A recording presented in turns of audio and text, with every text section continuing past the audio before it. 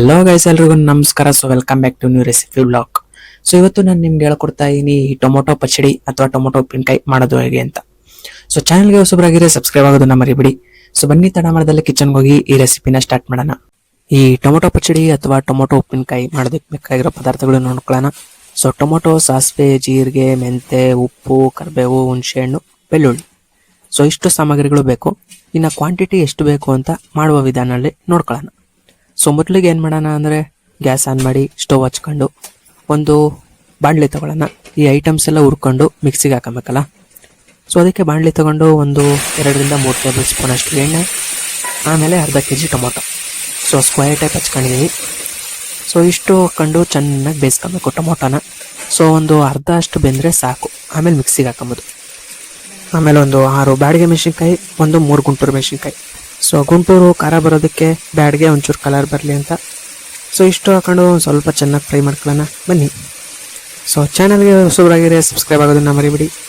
So ಇದೇ ಥರ ಹೆಚ್ಚಿನ ಸ್ನ್ಯಾಕ್ಸು, ವ್ಲಾಗ್ಸು, ಸೊ ಉಪ್ಪಿನಕಾಯಿ ವ್ಲಾಗ್ಸು ಬರ್ತಾನೆ ಇರ್ತವೆ. ಸೊ ಸಬ್ಸ್ಕ್ರೈಬ್ ಆಗಿ, ಹಾಗೆ ಬೆಲ್ ನೋಟಿಫಿಕೇಷನ್ನ ಆನ್ ಮಾಡ್ಕೊಳ್ಳಿ. ಸೊ ನೋಡ್ತಾ ಇದ್ದೀರಲ್ಲ, ಈ ಥರ ಚೆನ್ನಾಗಿ ಫ್ರೈ ಮಾಡ್ಕೊಬೇಕು. ಸೊ ಬನ್ನಿ ಚೆನ್ನಾಗಿ ಫ್ರೈ ಮಾಡ್ಕೊಳ್ಳೋದನ್ನ. ಸೊ ಫ್ರೈ ಆದಮೇಲೆ ಹುಣಸೆಹಣ್ಣು. ಸೊ ಹುಣಸೆಹಣ್ಣು ಒಂದು ಸ್ವಲ್ಪ, ಸೊ ಈ ಬೀಜ ಇರುತ್ತಲ್ಲ, ಹುಣಸೆಹಣ್ಣು ಬೀಜ ಎಲ್ಲ ಬಿಡಿಸ್ಕೊಂಬಿಟ್ಟು ನೀಟಾಗಿ ಹಾಕಬೇಕು. ಸೊ ಹುಣಸೆಹಣ್ಣೇನು ಜಾಸ್ತಿ ಹಾಕೊಳ್ಳೋ ಅವಶ್ಯಕತೆ ಇಲ್ಲ. ಸೊ ಸ್ವಲ್ಪ ಹಾಕೊಂಡ್ರೆ ಸಾಕು. ಹುಣಸೆಹಣ್ಣು ಹಾಕೊಂಡ್ಮೇಲೆ ಸ್ವಲ್ಪ ಕೈ ಆಡಿಸ್ಕೊಂಡು ಆಮೇಲೆ ಏನು ಹಾಕೊಬೇಕು, ನಮ್ಮ ಈ ಬೆಳ್ಳುಳ್ಳಿ. ಸೊ ಬೆಳ್ಳುಳ್ಳಿ ಒಂದು 4-5 ಪಾಯಿ. ಆಮೇಲೆ ಒಗ್ಗರಣೆಗೆ ಬೇಕಾದ್ರೆ ಮಿಕ್ಕಿದ್ದು ಹಾಕೊಳ್ಳೋಣ. ಸೊ ನೆಕ್ಸ್ಟು ಕರಿಬೇವು 1 ಕಡ್ಡಿ. ಸೊ ಅದು ಹಾಕೊಂಡು ಚೆನ್ನಾಗಿ ಫ್ರೈ ಮಾಡ್ಕೊಬೇಕು. ಸೊ ನೋಡ್ತಾ ಇದ್ದೀರಲ್ಲ, ಈ ಹದಕ್ಕೆ ಫ್ರೈ ಆದರೆ ಸಾಕು. ಸೊ ಫ್ರೈ ಆದಮೇಲೆ ಏನು ಮಾಡಬೇಕು ಅಂದರೆ ಒಂದು 5-10 ನಿಮಿಷ ಆರೋದಕ್ಕೆ ಬಿಟ್ಟುಬಿಟ್ಟು ಆಮೇಲೆ ಮಿಕ್ಸಿಗೆ ಹಾಕಬೇಕು. ಸೊ ಅದಕ್ಕಿಂತ ಮುಂಚೆ ಒಂದು 1/4 ಟೀ ಸ್ಪೂನಷ್ಟು ಅರಿಶಿನ. ಸೊ ಜಾಸ್ತಿ ಹಾಕೊಳಕ್ಕೆ ಹೋಗ್ಬಿಡ್ರಿ, ಕಹಿ ಬಂದ್ಬಿಡುತ್ತೆ. ಸ್ವಲ್ಪ ಸಾಕು. ಸೊ ಇದು ಹಾಕೊಂಡು ಚೆನ್ನಾಗಿ ಫ್ರೈ ಮಾಡ್ಕೊಂಡು ಒಂದು 5 ನಿಮಿಷ ಚೆನ್ನಾಗಿ ಫ್ರೈ ಮಾಡಿದ್ರೆ ಸಾಕು. ಇದು ಮಸಾಲೆ ರೆಡಿ ಆಗುತ್ತೆ. ಸೊ ಇದನ್ನು ಆಮೇಲೆ ಮಿಕ್ಸಿಗೆ ಹಾಕೊಂಬಿಟ್ರೆ ಸೊ ನೀಟಾಗಿ ಆಗುತ್ತೆ. ಸೊ ಆಮೇಲೆ ಮಿಕ್ಸಿಗೆ ಹಾಕೊಂಡ್ಮೇಲೆ ಇನ್ನೇನು ಮಾಡಬೇಕು, ಒಗ್ಗರಣೆ ಹಾಕಬೇಕು. ಸೊ ಒಗ್ಗರಣೆಗಿಂತ ಮುಂಚೆ ಇದಕ್ಕೆ ಬೇಕಾಗಿರೋ ಮಸಾಲೆನ ರೆಡಿ ಮಾಡಬೇಕು. ಸೊ ಅದು ಹೇಗೆ ರೆಡಿ ಮಾಡೋದು ಅಂತ ಹೇಳ್ತೀನಿ. ಸೊ ವಿಡಿಯೋನ ಸ್ಕಿಪ್ ಮಾಡಿದಂಗೆ ಕೊನೆ ತನಕ ನೋಡಿ. ಸೊ ಹಾಗೆ ಈ ವಿಡಿಯೋನ ಸೇವ್ ಮಾಡ್ಕೊಳ್ಳಿ, ನಿಮ್ಮ ಫ್ಯೂಚರ್ಗೂ ಯೂಸ್ ಆಗುತ್ತೆ. ಸೊ ಆಮೇಲೆ ಕಲ್ಲುಪ್ಪು ರುಚಿಗೆ ತಕ್ಕಷ್ಟು ಒಂದು ಅರ್ಧದಿಂದ 1 ಟೇಬಲ್ ಸ್ಪೂನು. ಸೊ ಜಾಸ್ತಿ ಏನು ಉಪ್ಪು ಹಾಕೊಳಕ್ಕೆ ಹೋಗ್ಬೇಡ್ರಿ, ಉಪ್ಪಾಗ್ಬಿಡುತ್ತೆ. ಸೊ ಒಂದು ಅರ್ಧ ಟೇಬಲ್ ಸ್ಪೂನ್ ಆದರೆ ಸಾಕು. ಸೊ ಇದು ಒಂದು ಸ್ವಲ್ಪ ಕೈ ಆಡಿಸಿ ಒಂದು 5 ನಿಮಿಷ ಆರೋದಕ್ಕೆ ಬಿಟ್ಬಿಟ್ಟು ಆಮೇಲೆ ಜಾರ್ಗೆ ಹಾಕೊಂಬಿಡೋಣ. ಸೊ ಆರಿದ್ಮೇಲೆ ಏನಕ್ಕೆ ಹಾಕೊಬೇಕು ಅಂದರೆ ಮಿಕ್ಸಿ ಬೇಗ ಕೆಡಲ್ಲ. ಸೊ ಮಿಕ್ಸಿ ಬಾಳಿಕೆ ಬರಬೇಕು ಅಂದರೆ ಒಂದು ಸ್ವಲ್ಪ ತಣ್ಣಗಾದ್ಮೇಲೆ ಹಾಕೊಳ್ಳೋದು ವಾಸಿ. ಸೊ ಬನ್ನಿ, ಇದಕ್ಕೆ ಬೇಕಾಗಿರೋ ಮಸಾಲೆನೂ ಹಾಗೆ ರೆಡಿ ಮಾಡ್ಕೊಳ್ಳೋಣ. ಇದಕ್ಕೆ 1/4 ಟೇಬಲ್ ಸ್ಪೂನಷ್ಟು ಮೆಂತೆ, ಆಮೇಲೆ ಒಂದು ಅರ್ಧ ಟೇಬಲ್ ಸ್ಪೂನಷ್ಟು ಸಾಸಿವೆ, ಆಮೇಲೆ ಅರ್ಧ ಟೇಬಲ್ ಸ್ಪೂನಷ್ಟು ಜೀರಿಗೆ. ಸೊ ಇಷ್ಟು ಹಾಕೊಂಡು ಚೆನ್ನಾಗೆ ಒಂದು ಸ್ವಲ್ಪ ರೋಸ್ಟ್ ಆಗೋವರೆಗೂ ಫ್ರೈ ಮಾಡ್ಕೊಬೇಕು. ಸೊ ನೋಡ್ತಾ ಇದ್ದೀರಲ್ಲ, ಸೊ ಈ ಥರ ಫ್ರೈ ಮಾಡ್ಕೊಂಡು ಇದು ಒಂದು ಸ್ವಲ್ಪ ಆರೋದಕ್ಕೆ ಬಿಟ್ಟು ಆಮೇಲೆ ಮಿಕ್ಸಿಗಾದರೂ ಹಾಕ್ಕೊಳ್ರಿ. ಯಾಕಂದರೆ ಕ್ವಾಂಟಿಟಿ ಕಡಿಮೆ ಇರೋದ್ರಿಂದ ಮಿಕ್ಸಿಗೆ ಹಾಕೊಳ್ಳೋ ಬದಲು ನಿಮ್ಮ ಹತ್ರ ಕುಟ್ಟೋಕಲ್ಲಿದ್ರೆ ಕುಟಾಣಿಯಲ್ಲಿ ಕುಟ್ಕೊಂಬಿಟ್ರಿ ಅಷ್ಟೇ. ಸೊ ಬನ್ನಿ, ಇದನ್ನು ಹುರ್ಕೊಂಬಿಟ್ಟು ಸ್ವಲ್ಪ ಸೈಡ್ಗೆ ಇಟ್ಕೊಂಡು ಇನ್ನು ಕುಟ್ಕೊಳ್ಳೋಣ. ಸೊ ಇದೇ ಥರ ರೆಸಿಪಿ ವ್ಲಾಗ್ಸ್ ಬರ್ತಾನೆ ಇರ್ತವೆ, ಸಬ್ಸ್ಕ್ರೈಬ್ ಆಗೋದನ್ನು ಮರಿಬೇಡಿ. ಸೊ ನೋಡ್ತಾ ಇದ್ದೀರಲ್ಲ, ಈ ಥರ ಕುಟಾಣಿಗೆ ಹಾಕ್ಕೊಂಡು ಚೆನ್ನಾಗೆ ಚಚ್ಕೊಂಡು ಬರ್ರಿ. ಈ ಥರ ಸುತ್ತೋಗೆ ಕೈ ಆಡಿಸ್ಕೊಂಡು ಬಂದರೆ ಸೊ ನೀಟಾಗಿ ಪುಡಿ ಆಗುತ್ತೆ. ಸೊ ಪುಡಿ ಆದಮೇಲೆ ತೋರಿಸ್ತೀನಿ ಎಷ್ಟು ಚೆನ್ನಾಗಾಗಿದೆ ಅಂತ.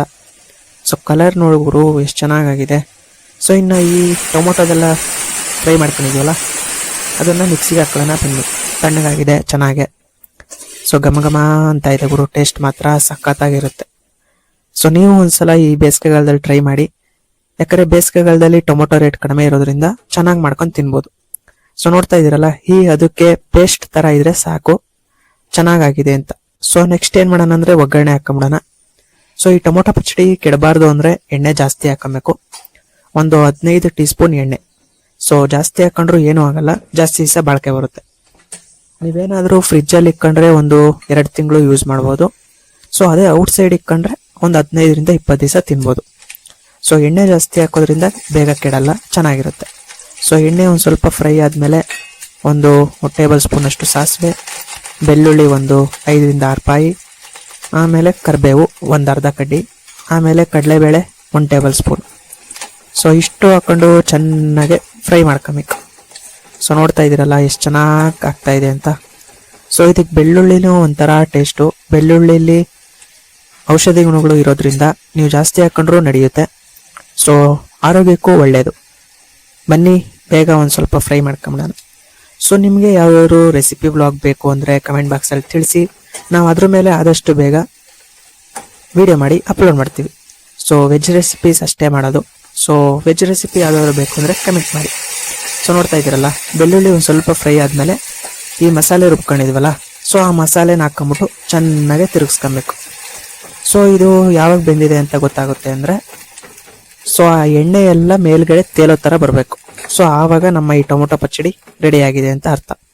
ಟೊಮೊಟೊ ಪಚ್ಚಡಿ ಆದರೂ ಅನ್ಕೊಳ್ರಿ, ಇಲ್ಲ ಉಪ್ಪಿನಕಾಯಿ ಅಂತಾರೆ, ಸೊ ಏನು ಬೇಕಾದ್ರೂ ಅಂತಾರೆ, ಒಟ್ನಲ್ಲಿ ಚೆನ್ನಾಗಿರುತ್ತೆ ಇದು ಮಾತ್ರ. ಸೊ ನೀವು ಒಂದ್ಸಲ ಲೈಫಲ್ಲಿ ಇದನ್ನು ಟ್ರೈ ಮಾಡಲೇಬೇಕು. ನೀವು ಒಂದ್ಸಲ ಟ್ರೈ ಮಾಡಿದ್ರೆ ವಾರಕ್ಕೊಂದ್ಸಲ ಆದರೂ ನೀವು ಮಾಡೇ ಮಾಡ್ತೀರ. ಸೊ ಇದು ಮಾಡಿದ್ದು ಮಾರನೇ ದಿವಸಕ್ಕೆ ಖಾಲಿ ಆಗೋಯ್ತು ಅನ್ಕೊಳ್ರಿ ನಮ್ಮ ಮನೆಯಲ್ಲಿ. ಸೊ ಯಾಕಂದ್ರೆ ಅನ್ನದ ಜೊತೆ ಹಾಕೊಂಡ್ರೆ ನಿಮಗೆ ಸಾರು ಅವಶ್ಯಕತೆನೇ ಇಲ್ಲ, ಇದನ್ನ ನೆಂಚ್ಕೊಂಡೇ ತಿನ್ಬಿಡ್ತೀರಾ. ಸೊ ಚಪಾತಿಗೂ ಚೆನ್ನಾಗಿರುತ್ತೆ, ಪೂರಿಗೂ ಚೆನ್ನಾಗಿರುತ್ತೆ, ಬೆಸ್ಟ್ ಕಾಂಬಿನೇಷನ್. ಸೊ ಇದು ಏನು ಎಳ್ಟು ಹೊಡಿಯಲ್ಲ ನಮಗೆ. ಸೊ ಒಂಥರ ಫ್ಲೇವರೈಸ್ಡ್ ಉಪ್ಪಿನಕಾಯಿ. ಸೊ ಹೋಮ್ ಮೇಡ್ ಉಪ್ಪಿನಕಾಯಿ. ಸೊ ಯಾಕಂದ್ರೆ ಈ ಬೇಸಿಗೆಗಾಲದಲ್ಲಿ ಟೊಮೊಟೊ ಜಾಸ್ತಿ ಬರೋದ್ರಿಂದ ರೇಟು ಕಡಿಮೆ ಇರುತ್ತೆ. ಸೊ ಈ ಟೈಮಲ್ಲಿ ಮಾಡ್ಕೊಂಡು ತಿನ್ಬಿಡ್ಬೇಕು ಅಷ್ಟೇ.